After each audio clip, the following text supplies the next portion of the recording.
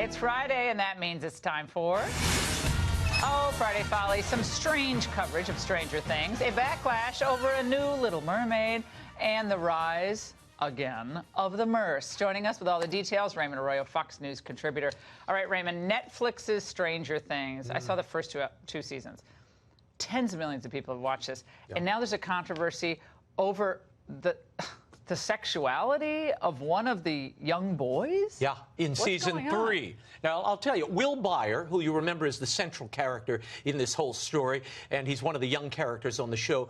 Well, he did a scene this season in 3, and some in the media, at least, thought it raised questions about the character's sexuality. Now, bear in mind, the character is 12 years old. He's been playing games with his friends, but now he only wants to talk about girls. Watch.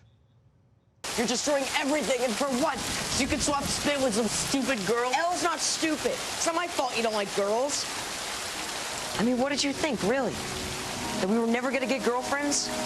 That we were just going to sit in my basement all day and play games for the rest of our lives? Yeah. Yes, I did.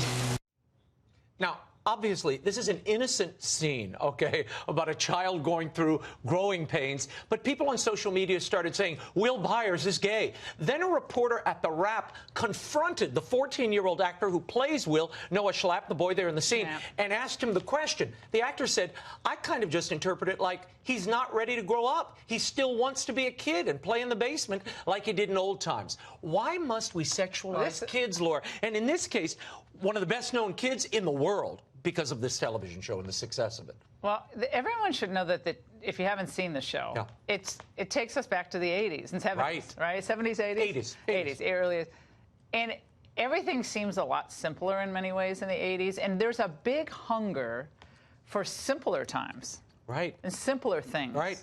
This is Stranger Things, simpler times where there was a little...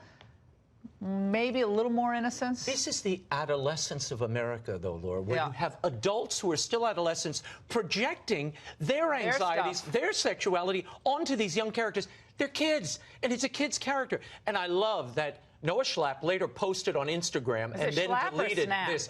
Noah Schnapp. Thank you. He later deleted this. He said, for me, Will being gay or not is besides the point. Stranger Things is a show about a bunch of kids who are outsiders and find each other because they've been bullied in some way or are different. Does being sensitive or a loner or a teenager who likes photography or a girl with red glasses, red hair and big glasses make you gay? That's a profound comment. And a child shall lead them. He's got more wisdom than these adults asking this question. That's a profound comment because some kids are just a little quieter and they're a little more sensitive. Maybe they're a little artistic. And adults rush in, they say, you must be this, or you are good, and they put you down.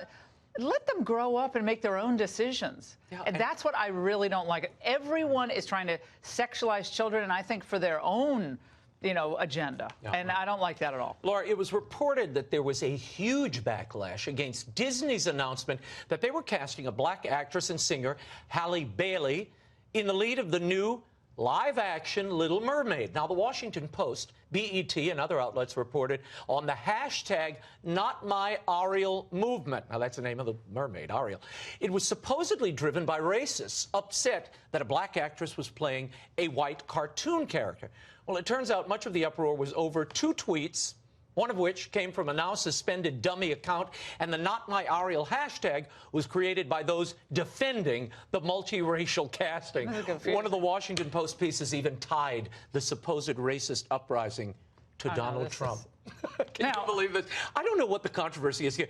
This is a cartoon character. It's a Caucasian mermaid who lives under the sea. It's all fiction. Who cares if she's white or green or blue or yellow in a live-action version? What was the origins of this story? It was a Norwegian Hans Christian Andersen story. But that's what I thought. It doesn't matter. Laura, Pearl Bailey and Cab Calloway did an all-black version of Hello, Dolly. There were not riots in Broadway. It didn't matter. People can interchange. That's fine. My problem is they tried to whip up racial hatred, I guess, to draw attention to this project. Now, Disney's doing a lot of these kind of lame-o live-action recreations. This is getting tiresome. And they're not live. They're doing Lion King this week, which is a frame-for-frame recreation of the old cartoon. Now, we have an exclusive preview for Ingram Angle viewers. This scene is so powerful. Watch. When it comes to children, again, I'm the lioness. I'm just going to protect our cubs. You call that the circle of strife. I think that's the circle of strife. I'll tell you, Nancy is going to be some Mufasa. Anyway, apparently Friends had it right all those years ago, Laura, when they said men really do love their bags. You know what? Make fun all you want. This is a great bag, okay? And it's as handy as it is becoming. Now, just because you don't understand something doesn't make it wrong. All right? So from now on, you guys are going to have to get used to the fact that Joey comes with a bag. All right, well, Joey may come with a bag. He ditched it later. But I doubt many guys will be carrying these things. Now, fashion houses are premiering purses for men on their runways.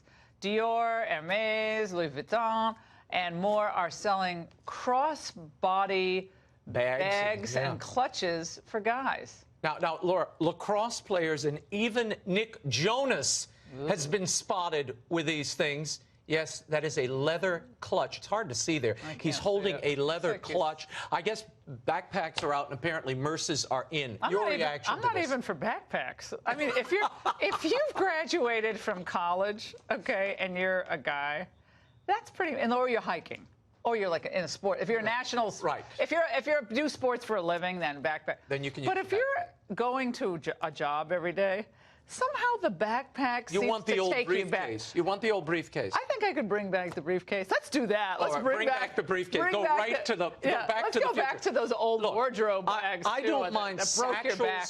I don't mind satchels if you're a newsboy or you're in the army. Wait a second. What are you back in the 1800s? Well, there is a satchel. Well, that would be a bag that is appropriate for a man to carry. But yeah, in the 1800s. These dainty cross bags and clutches. What's next? We're going to have to wear shoes to match the darn things? Well, I don't. I think this is a feminization. It's all the gender bending. They're all capitalizing on the gender bending. It's a bad look. And it makes you look, to coin a phrase that Donald Trump uses all the time, makes you look very weak. Very weak. Very weak. All right, Raymond, that was not no bag here. Stay safe in New Orleans. I will. This weekend. I will indeed. I know we're praying for everybody along Everyone's the Gulf worried Coast. in New Orleans, and please stay safe.